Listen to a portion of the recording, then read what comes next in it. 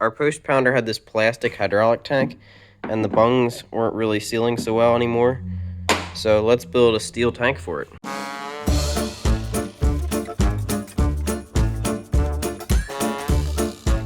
Okay, I got my parts cut. Let's tack this thing up.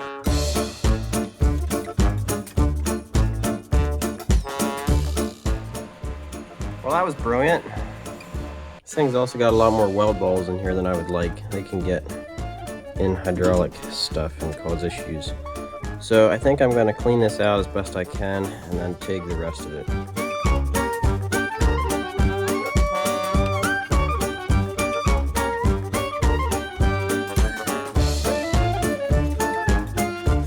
I've just set up to pressure test this thing, and we've definitely got some leaks. I don't know if you can hear it. We have actually an alarming number of leaks. I can hear at least. So I'm gonna have to go find all of them and weld them up.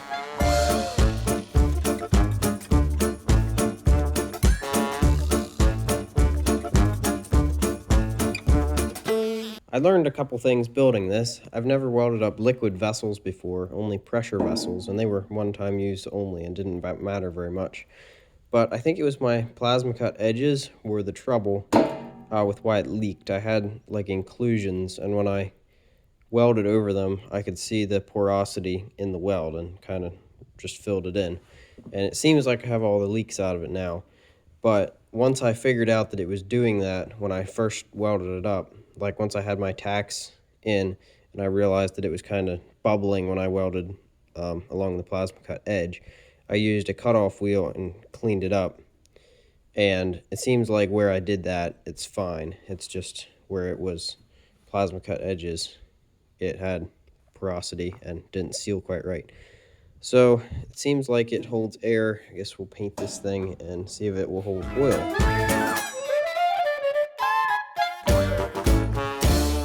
Okay, I got my hole drilled, and I made a little mounting bar to get welded on the tank there to hold the thing fast. Okay, that's bolted up good and solid. I got a cap for like a fuel transfer tank for the top here, and we got some plumbing to do to get these lines hooked back up again.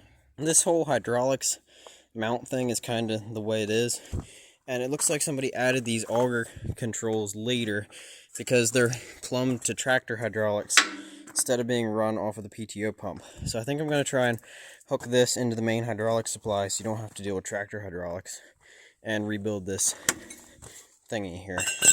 Check out the wear on this thing where that locking bolt was. Kind of crazy. Okay, that's mounted and everything is covered in hydraulic oil, including me. But I think I have my list of fittings I need to get that valve plumbed into the main pump circuit instead of being run off the tractor. My one concern is this is kind of farmerish the way they did this. It's an 1.1/8" hose, I believe, but it's got another hose jammed inside of it so that it works with a 3/4 inch hose barb. So I'm not sure if this is really enough of a hose to be supplying the pump with oil, or if I'm going to have to change that bung out for a bigger one.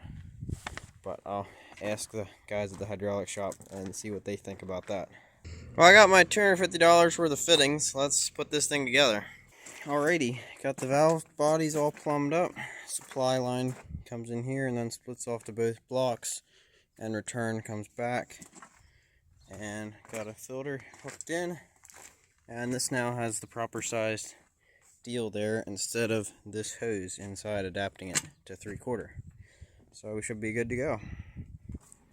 So I learned something with this. This is incorrect. You have to hook these blocks up in series and not parallel, because this is an open center system. So when none of the levers are moved, it lets all the oil bypass and go back to the tank, so there's not very much load in the pump. And then when you use a function, it stops bypassing and uses the oil. The problem is when they're both getting oil, when they're both sitting here, they're bypassing, and then when you try and move a lever on one, it's trying to do something, but the other one is still bypassing, so you don't have any pressure. So if you move a lever on both of them at the same time, then they both stop bypassing and both of the functions will work. So what I need to do is run supply in here, and then bring this valve over to this valve, and then send return back to the tank. I just refilled that tote because it was empty, and for some reason I decided this is easier than rolling that over here. The problem is this pipe does not fit down through that, so anyway, I'm making a mess. Okay, let's test this thing.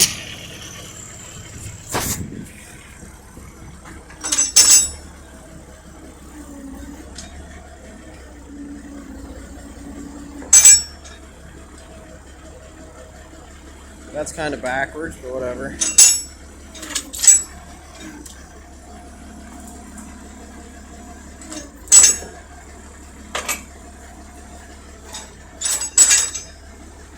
Good deal.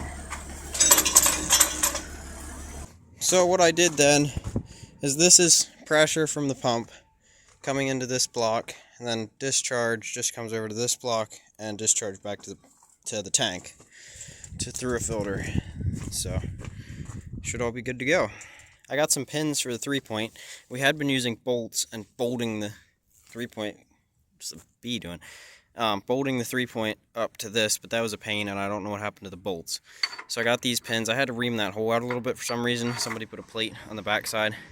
That goes on and gets bolted fast. And you can just put your 3-point link on there. This is category 2, so these are 1 1/8 threads and this part. Interestingly enough, the top link is smaller than 1 1/8. I'm not quite sure why that is, but that's how it is in the tractor. I confirmed that these fit the 3-point arms, and this is the correct size, so I don't know what's going on there.